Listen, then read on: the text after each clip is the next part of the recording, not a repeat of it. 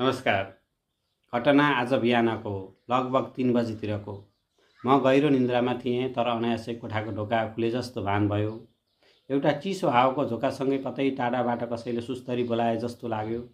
कोही मेरो छेउमा उभिएर मलाई सुमसुम्याउँदै मधुरो स्वरमा भन्दै थियो, बाबु, हे बाबु, सुन्दैछौ? मैले बिस्तारै आँखा खोलेँ। एउटा विशाल तर जर्जर शरीर ठिङ्ग उभिएको थियो। उसले भने, मलाई चिन्यौ कि चिनेनौ? हुन त तिमी जन्मिँदा म तन्नेरी थिएँ, जोसिलो थिएँ। मेरो चिम्नीबाट निस्कने धुवाँले यो देशको विकासको कथा लेख्थ्यो। तर आज हेर त बाबु, सबैले लुटेर कुटेर मलाई यस्तो अशक्त बनाइदिए। कसरी चिन्नु र तिमीले पनि मलाई, जब मेरै आफन्त भनिदिए नै मलाई लुटेर यसरी सडकमा छाडिदिए बाबु। म त्यही देशको गौरव भन्ने हेटौँडा सिमेन्ट हुँ। उसले मेरो टाउकोमा हात राख्यो र सुमसुम्याउँदै भन्यो, बाबु, म तिमीलाई छोरा भन्ने अनुमति माग्छु नि है। किनकि तिम्रो बुबाले दिनरात पसिना बगाएर घर चलाए जस्तै मैले पनि 15 वर्षदेखि तिम्रो घरको सुरक्षा गरेको छु। तिमी अहिले जुन घरमा ढुक्कल निदाइरहेको छौ नि, हो त्यही घरको भार मैले 15 वर्षदेखि काँधमा थामेर उभिएको छु। तिम्रो ओत बनेर, तिम्रो परिवारको सुरक्षाको ढाल बनेर म वर्षौँदेखि उभिएको छु। तर विडम्बना, आज मलाई आड दिने चाहिँ कोही भएन बाबु। मलाई मेरो मेसिन पुरानो भयो भनेर दुःख लागेको छैन हे बाबु।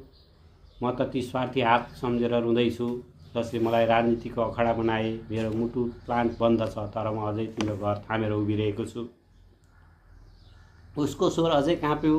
बाबु, मलाई आफ्नो भन्दा बढी चिन्ता मेरो अर्को भाइ उदयपुर सिमेन्टको छ। सुनेको छु उसको पनि हालत मेरो जस्तै बनाएका छन् रे। उसलाई भेट्न नपाएको वर्षौँ भयो। भेटौँ पनि कसरी बाबु? म आफै यहाँ थला परिसकेँ। ती भ्रष्टहरूले मेरो भाइलाई पनि लुटेर आज बन्द गराएका छन् रे। हामी दुई दाजुभाइको यो देशको सेवा गर्नबाट वञ्चित गराउँदैछन् बाबु। हामीलाई दुवैको कन्तबिजोग बनाए। बाबु, मैले सुनेको छु आजकाल देशमा एउटा शक्तिशाली युवाको सरकार छ रे।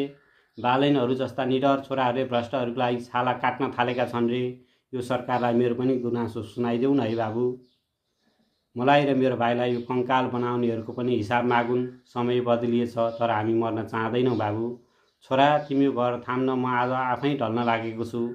यो युवा सरकारलाई भनिदेऊ, मलाई र मेरो भाइलाई फेरि म्युजाऊ। तिमी युवाहरूसँग मिलेर हामी पनि देश बनाउन र देश बनाउन सहयोग गर्न चाहन्छौँ। हामी पैसा विदेशिनबाट रोक्छौँ, हामीलाई रोजगार दिन्छौँ, युवालाई रोजगार दिन्छौँ। हामीलाई यत्तिकै मर्न नदेऊ न बाबु। हामीलाई यत्तिकै मर्न नदेऊ न बाबु। धन्यवाद।